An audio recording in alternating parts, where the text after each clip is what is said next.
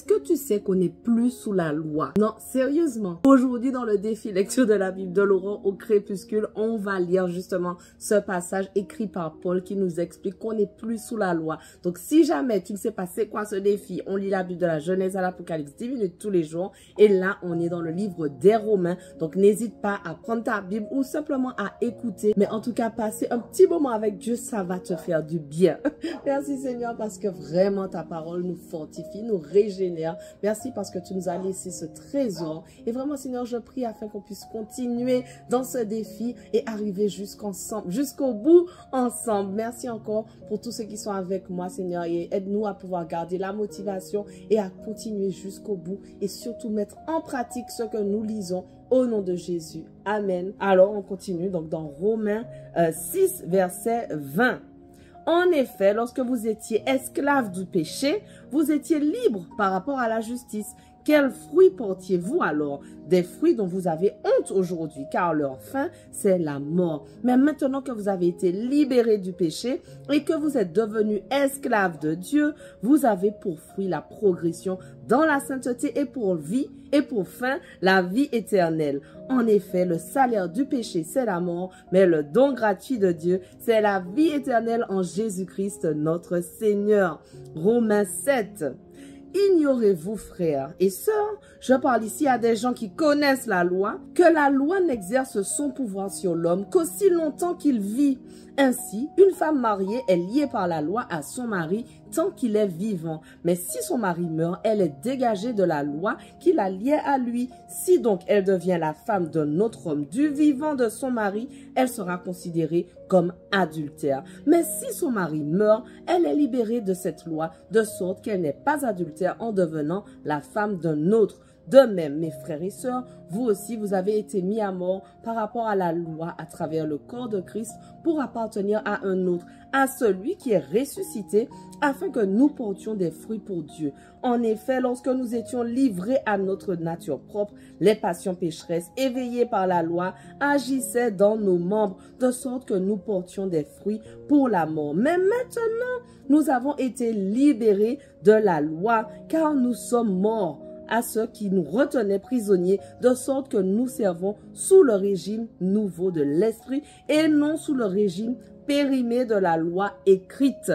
Que dirons-nous donc? La loi est-elle péché? Certainement pas, mais je n'ai connu le péché que par l'intermédiaire de la loi. En effet, je n'aurais pas su ce qu'est la convoitise si la loi n'avait pas dit « tu ne convoiteras pas ». Saisissant l'occasion offerte par ce commandement, le péché a produit en moi toutes sortes de désirs. En effet, sans la loi, le péché est mort.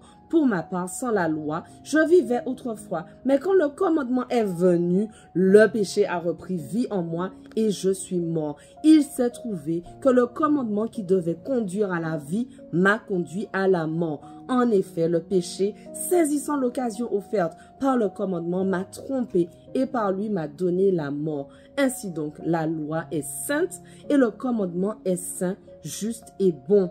Ce qui est bon, est-il donc devenu synonyme de mort pour moi? Certainement pas. Au contraire, c'est la faute du péché. Il s'est manifesté comme péché en me donnant la mort par ce qui est bon et ainsi par l'intermédiaire du commandement, il montre son caractère extrêmement mauvais. Nous savons en effet que la loi est spirituelle, mais moi je suis marqué par ma nature, vendue au péché. Je ne comprends pas ce que je fais. Je ne fais pas ce que je veux et je fais ce que je déteste. Or, si je fais ce que je ne veux pas, je reconnais par là que la loi est bonne. En réalité, ce n'est plus moi qui agis ainsi, mais le péché qui habite en moi. En effet, je sais que le bien n'habite pas en moi, c'est-à-dire dans ma nature propre. J'ai la volonté de faire le bien, mais je ne parviens pas à l'accomplir. En effet, je ne fais pas le bien que je veux, mais je fais au contraire le mal que je ne veux pas. Or, Si je fais ce que je ne veux pas, ce n'est plus moi qui le fais, mais le péché qui habite en moi. Je découvre donc cette loi alors que je veux faire le bien. C'est le mal qui est à ma portée. En effet, je prends plaisir à la loi de Dieu dans mon être intérieur, mais je constate qu'il y a dans mes membres une autre loi. Elle lutte contre la loi de mon intelligence et me rend prisonnier de la loi du péché qui est dans mes membres. Malheureux être humain que je suis, qui me délivrera de ce corps de mort? J'en remercie Dieu, c'est possible par Jésus-Christ notre Seigneur. Ainsi donc, par mon intelligence, je suis esclave de la loi de Dieu, mais par ma nature propre, je suis esclave de la loi du péché. Romains 8. Il n'y a donc maintenant aucune condamnation pour ceux qui sont en Jésus-Christ, qui ne vivent pas conformément à leur nature propre, mais conformément à l'Esprit. En effet, la loi de l'Esprit qui donne la vie en Jésus-Christ m'a libéré de la loi du péché et de la mort, car ce qui était impossible à la loi, parce que la nature humaine la rendait impuissante, Dieu l'a fait. Il a condamné le péché dans la nature humaine en envoyant à cause du péché son propre Fils dans une nature semblable à celle de l'homme pécheur. Ainsi, la justice réclamée par la loi est accomplie et nous qui vivons non conformément à notre nature propre, mais conformément à l'Esprit. En effet, ceux qui se conforment à leur nature propre se préoccupent des réalités de la nature humaine, tandis que ceux qui se conforment à l'esprit sont préoccupés par ce qui est de l'esprit. De fait, la nature humaine tend vers la mort, tandis que l'esprit tend vers la vie et la paix. En effet, la nature humaine tend à la révolte contre Dieu parce qu'elle ne se soumet pas à la loi de Dieu et qu'elle n'en est même pas capable. Or, ceux qui sont animés par leur nature propre ne peuvent pas plaire à Dieu. Quant à vous, vous n'êtes pas animés par votre nature propre, mais par l'Esprit, si du moins l'Esprit de Dieu habite en vous. Si quelqu'un n'a pas l'Esprit du Christ, il ne lui appartient pas. Et si Christ est en vous, votre corps, il est vrai, est mort à cause du péché, mais votre esprit est vie à cause de la justice. Et si l'esprit de celui qui a ressuscité Jésus habite en vous, celui qui a ressuscité Christ rendra aussi la vie à votre corps mortel par son esprit qui habite en vous. Ainsi donc, frères et sœurs, nous avons une dette, mais pas envers notre nature propre pour nous conformer à ses exigences. Si vous vivez en vous conformant à votre nature propre, vous allez mourir. Mais si par l'esprit vous faites mourir les manières d'agir du corps, vous vivrez. En effet, tous ceux qui sont conduits par l'Esprit de Dieu sont fils de Dieu. Et vous n'avez pas reçu un esprit d'esclavage pour être encore dans la crainte, mais vous avez reçu un esprit d'adoption par lequel nous crions « Abba, Père ». L'Esprit lui-même rend témoignage à notre esprit que nous sommes enfants de Dieu. Or, si nous sommes enfants, nous sommes aussi héritiers, héritiers de Dieu et co-héritiers de Christ, si toutefois nous souffrons avec lui, afin de prendre aussi part à sa gloire. J'estime que les souffrances du moment présent ne sont pas dignes d'être comparées à la gloire qui va être révélée pour nous. De fait, la création attend avec un ardent désir la révélation des fils de Dieu.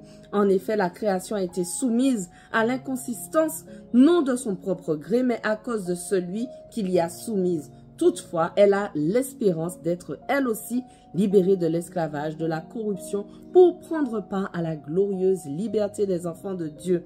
Or, nous savons que jusqu'à maintenant, la création tout entière soupire et souffre les douleurs de l'accouchement. Et ce n'est pas elle seule qui soupire, mais nous aussi, qui avons pourtant dans l'esprit un avant-goût de cet avenir. Nous soupirons en nous-mêmes en attendant l'adoption, la libération de notre corps. En effet, c'est en espérance que nous avons été sauvés. Or, l'espérance qu'on voit n'est plus de l'espérance. Ce que l'on voit, peut-on l'espérer encore? Mais si nous espérons ce que nous ne voyons pas, nous l'attendons avec persévérance. De même, l'Esprit aussi nous vient en aide dans notre faiblesse. En effet, nous ne savons pas ce qu'il convient de demander dans nos prières, mais l'Esprit lui-même intercède pour nous par des soupirs que les mots ne peuvent exprimer. Et Dieu, qui examine les cœurs, sait quelle est la pensée de l'Esprit parce que c'est en accord avec lui qu'il intercède en faveur des saints. Du reste, nous savons que tout contribue au bien de ceux qui aiment Dieu, de ceux qui sont appelés conformément à son plan. En effet, ceux qu'il a connus connus d'avance, il les a aussi prédestinés à devenir conformes à l'image de son Fils, afin que celui-ci soit le premier-né d'un grand nombre de frères.